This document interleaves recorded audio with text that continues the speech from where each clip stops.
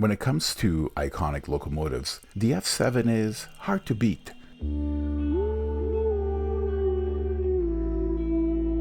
Its revolutionary full frontal cab design offered unparalleled vision, while its simplified Art Deco revival design of the 1950s make it as iconic as the Volkswagen Beetle. Nothing since has quite matched its beauty. But acquiring a Model F7? That can be a pricey endeavor. I mean, a $400 price tag? Yeah, no thanks.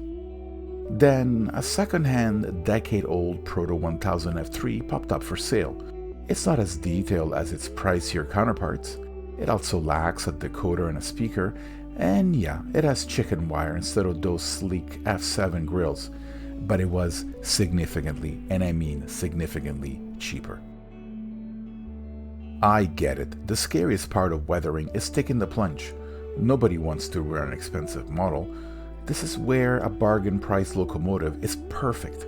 If you mess up, the loss doesn't sting as much. And as much as weathering is an art, the hardest part is overcoming the fear of imperfection. So let's tackle that fear together. First, I masked off everything I wanted to stay clean and shiny. Portholes, number boards, and windshields.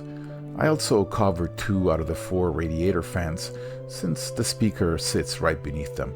The body of this engine doubles as a sound enclosure, giving me a deep, rich diesel sound, so keeping powders and sprays out was crucial. For the look, I envisioned a filthy, soot-covered, patched-up engine, a second-hand workhorse, bought by a smaller operator from a Class 1 railway with years and years of service wear. To reflect that feel, I scrapped off parts of the original road name with isopropyl alcohol and a brush. The result? The road name was left partially legible, a subtle nod to its heritage, because, let's face it, a real operator wouldn't prioritize looks. They'd slap on a patch, get an earning revenue, and move on. I started with a wash of India ink diluted in alcohol, and this dulled the shiny plastic and instantly added a layer of grime. At this stage, you could stop here if you're happy with a subtle finish. You have to ask yourself though, what are you after? Remember, not every engine needs to look like it has a century of experience on its back. In my case though, I was aiming for a look that said gritty, hard-working, but well-maintained. Think faded paint and soot-streaked surfaces, but not a rust bucket. Once satisfied, I sealed it with a matte finish. This step prepped the surface for pan pastels to grip later. I know I don't have to tell you this, but bear with me. When using matte finish, ventilation is a must. Seriously, those fumes are no joke. I also let each coat dry for a full 24 hours, because weathering isn't about rushing, it's about enjoying the transformation. I even took photos along the way to share with like-minded friends. After the matte dried, I applied platinum pan pastels to mimic sun fading. This was transformative.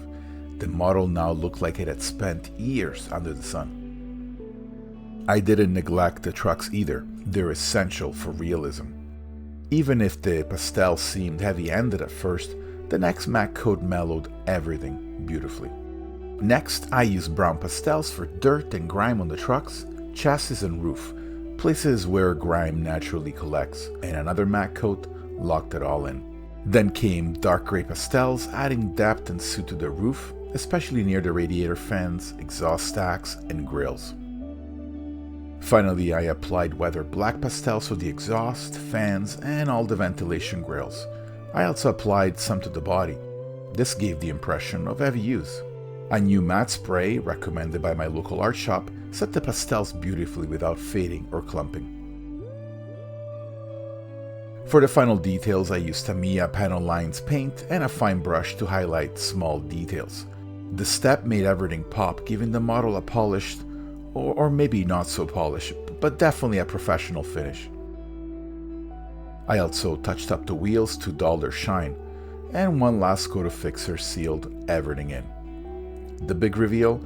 Removing the masking tape was incredibly satisfying. Crisp, clean areas emerged, surrounded by years of filth.